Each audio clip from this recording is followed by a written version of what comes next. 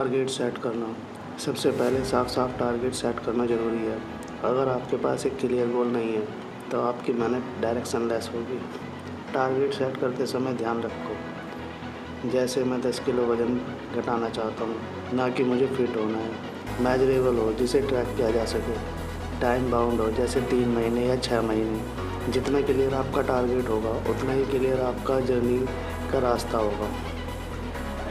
Planning. Target set करने के बाद आता है प्लानिंग का स्टेप। बिना स्ट्रेटजी के कोई भी गोल सिर्फ एक सपना रह जाता है।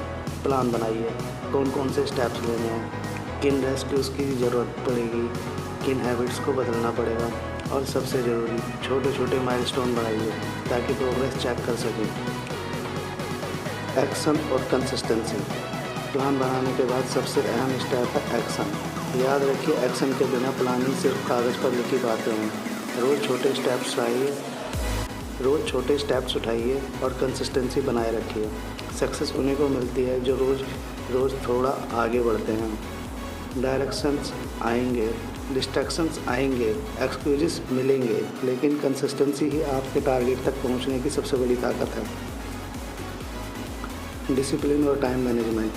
एक्शन तभी सफल होगा जब आपके पास डिसिप्लिन और टाइम मैनेजमेंट होगा। डिसिप्लिन आपको फोकस बनाए रखेगा और टाइम मैनेजमेंट आपको प्रोडक्टिविटी देगा।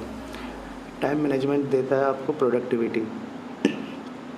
टारगेट अचीव करने के लिए यह ज़रूरी है कि आप अपने टाइम को सही कामों में इन्वेस्ट करें और अपने हैबिट्स को कंट्रोल करें। तो दोस्तों, आपने जाना सबसे पहले टारगेट सेट करना, उसके बाद में जाना अचीवमेंट, उसके बाद में स्ट्रॉन्ग प्लानिंग, उसके बाद में कंसिस्टेंट, उसके बाद में एक्शन, और फिर कहीं जाके डिसिप्लिन और टाइम मैनेजमेंट। अब जब आप इन सब सारी चीज़ों को अप्लाई करेंगे तब आपका जो भी गोल है, जो भी टारगेट है, वो आप उसको अचीव कर सकते हैं, वो भी कुछ ही महीनों में, क्योंकि आपने एक टाइम बाउंड रखा है 3 महीने या 6 महीने। अब सवाल आपसे है, क्या आप सिर्फ अपने सपने देखेंगे या अपने टारगेट्स को हकीकत में बदलेंगे और उनको अचीव करेंगे? अगर आप चाहते हैं अचीव करना तो अभी कमेंट में लिखिए अचीवमेंट।